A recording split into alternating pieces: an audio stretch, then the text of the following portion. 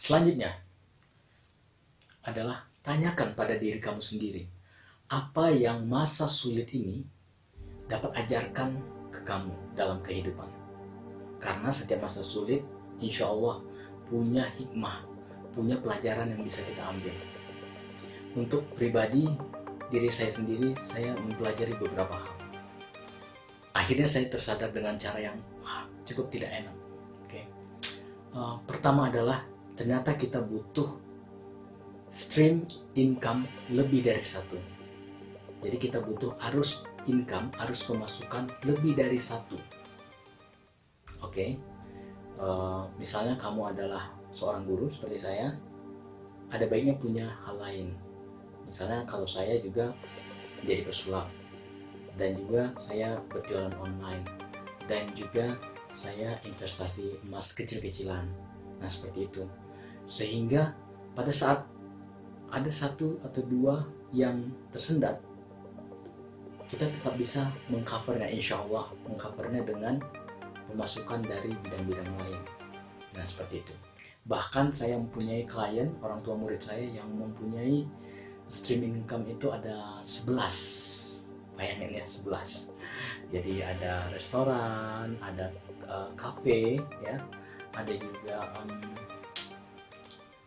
co-working space dan lainnya. Sehingga pada saat beberapa hal ini tidak bisa dilakukan atau terhenti, dia masih punya stream income yang lain, seperti itu. Selanjutnya, saya juga belajar bahwa pentingnya dana darurat.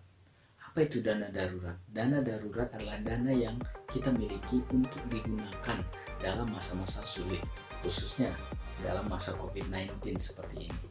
Nah, saya pernah baca artikel bahwa dana darurat yang kita butuhkan adalah sekitar 3 kali pengeluaran bulanan kita. Jika pengeluaran bulanan kita adalah 2 juta, maka kita butuh 2 dikali 3 menjadi 6 juta. Kita butuh menyiapkan 6 juta untuk digunakan pada masa-masa tidak terduga seperti ini.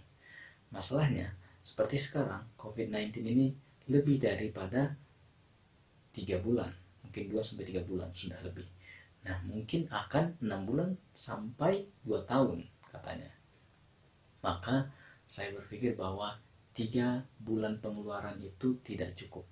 Mungkin kita harus menyiapkan, jika kita bisa menyiapkan 1 tahun, yaitu 12 kali pengeluaran bulanan atau 24 kali pengeluaran bulanan yang sama dengan 2 tahun. Karena masa-masa seperti ini tidak terduga kapan akan selesainya. Selanjutnya, saya juga belajar bahwa ada bisnis-bisnis yang justru berkembang pada masa krisis COVID-19 ini. Misalnya, penjualan alat kesehatan atau produk-produk kesehatan sangat berkembang pada masa krisis ini, sehingga mereka bisa mempunyai keuntungan. Juga bahan pokok, di mana orang-orang yang berjualan bahan pokok dapat tetap berjualan, karena bagaimanapun juga krisis ini terjadi, orang-orang tetap membutuhkan bahan pokok seperti beras dan lainnya. Seperti itu. Nah, yang terakhir dari bagian berpikir dan bertindak positif ini adalah tanyakan pada diri kamu sendiri, apa yang bisa kamu lakukan untuk bisa menjadi lebih berguna, khususnya pada diri kamu sendiri selama masa COVID-19 ini, sehingga masa-masa yang kita lalui tidak menjadi sia-sia. Saat saya menanyakan hal tersebut pada diri saya punya 2 hal yang ingin saya lakukan, yaitu hal-hal yang bisa meningkatkan skill-skill baru atau mendapatkan skill-skill baru, seperti saya belajar desain, saya belajar marketing, saya belajar hypnowriting, saya belajar copywriting. Hal-hal ini dapat membantu saya di usaha-usaha saya ke depannya. Dan juga saya memperbaiki skill-skill lama saya, yaitu saya ingin belajar Al-Quran lebih dalam lagi, lebih baik lagi. Saya ingin menghafal beberapa doa dan lain-lainnya yang insya Allah akan berguna untuk memperbaiki diri saya selanjutnya. Nah, buat kamu, kira-kira hal-hal apa yang ingin kamu pelajari untuk menjadi skill baru, dan hal-hal apa skill-skill lama yang ingin kamu kuasai? Kasih jawaban kamu di kolom komen di bawah.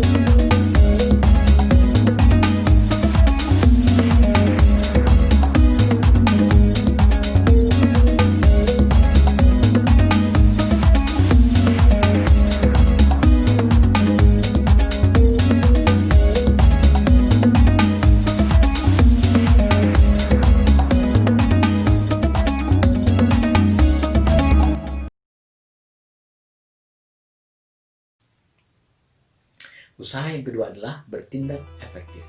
Bertindak efektif artinya adalah hanya melakukan hal-hal yang efektif, yang berguna, yang bermanfaat untuk mencapai tujuan kita nantinya.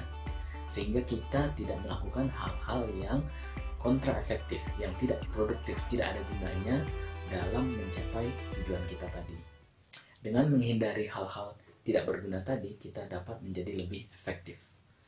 Apa saja hal-hal yang tidak efektif yang harus kita hindari? Bagi saya pribadi ada 4 hal yang harus dihindari. Apa saja? Pertama adalah hindari gosip. Gosip tidak ada gunanya, hanya mengalihkan perhatian kita pada hal-hal yang tidak berguna, yaitu membicarakan orang lain, tidak ada juntrungannya. Bukannya menambah penghasilan, kita justru menambah dosa. Yakin masih mau gosip? Yang kedua adalah menyesali keadaan. Kita menyesali keadaan, bagaimana kita terperangkap dalam masa-masa krisis ini. Hal tersebut tidak ada gunanya jika kita hanya memikirkan masalahnya saja tanpa memikirkan hikmah dan solusinya. Sehingga kita harus menghindari hal tersebut. Yang ketiga adalah hindari berlarut-larut dalam stres, perasaan sedih, duka, marah akibat tekanan yang kita alami saat masa krisis COVID-19 ini. Dengan stres, kita membuat diri kita sendiri menjadi terperangkap dalam pikiran-pikiran negatif sehingga kita tidak dapat melihat secara clear pilihan-pilihan solusi apa saja yang sebenarnya bisa kita lakukan, setidaknya untuk meminimalisir keadaan yang sekarang. Dan yang terakhir adalah hindari terlena pada hiburan yang berlebihan. Jangan salah, hiburan bagi saya boleh. Saya juga melakukan hiburan. Saya menonton YouTube, saya juga membuat video, saya bermain alat musik dan lainnya. Tapi kita juga harus ingat bahwa ada hal-hal yang berguna yang harus kita lakukan. Tidak hanya sekedar menghibur diri kita. Karena jika kita hanya menghibur diri kita sehingga lupa kewajiban kita, kita nantinya akan tersudut, terhimpit oleh krisis-krisis ini. Seperti itu. Hindari 4 hal tersebut. Oke, itu tadi 4 hal yang harus dihindari untuk menjadi lebih efektif. Kira-kira kamu punya hal-hal yang harus dihindari untuk agar hidup kita lebih efektif, khususnya di masa COVID-19 ini? Oke, jika kamu punya, share dengan klik di kolom komen di bawah. Oke? Usaha yang ketiga adalah survive atau bertahan. Bagaimana caranya kita bisa survive, bertahan di masa krisis ini? Itu adalah usaha yang ketiga. Bagi saya pribadi, saya melakukan 2 hal. Yang pertama adalah saya mencoba bisnis baru yang sama sekali baru. Dan yang kedua adalah saya melakukan sedikit perubahan pada bisnis lama atau shifting your business model. Itu yang kedua. Kita bahas yang pertama. Melakukan bisnis yang baru, pelajari atau lakukan bisnis yang belum pernah kamu lakukan sebelumnya. Karena bisa jadi itu adalah solusi sebuah bisnis yang tidak terkena dampak dari COVID-19 ini. Jika kamu melakukan bisnis A terkena dampak COVID-19, cari solusi bisnis apa yang anti atau minimal sekali terkena dampak COVID-19 ini. Misalnya saya belajar bisnis-bisnis baru di bidang baru yang berhubungan dengan bisnis online seperti itu, sehingga bisnis-bisnis saya yang terkena dampak dapat tercover dengan keuntungan dari bisnis baru ini. Yang kedua adalah shifting your business model. Ya. Business model itu apa? Yaitu adalah proses dalam bisnis kita dari mulai awal sampai kita menghasilkan profit. Misalnya, kamu jualan ayam goreng tepung. Berarti proses bisnisnya secara sederhana seperti ini.